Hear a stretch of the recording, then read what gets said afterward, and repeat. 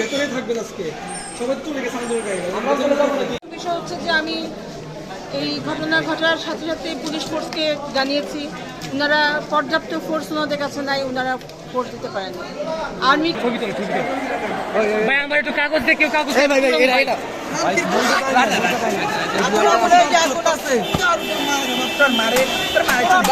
ভূমিকা আবার বুঝেন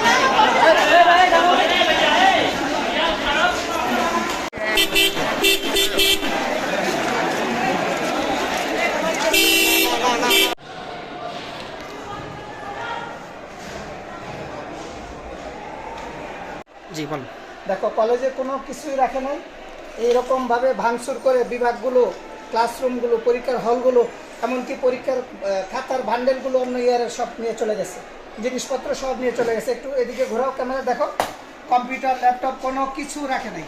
চেয়ার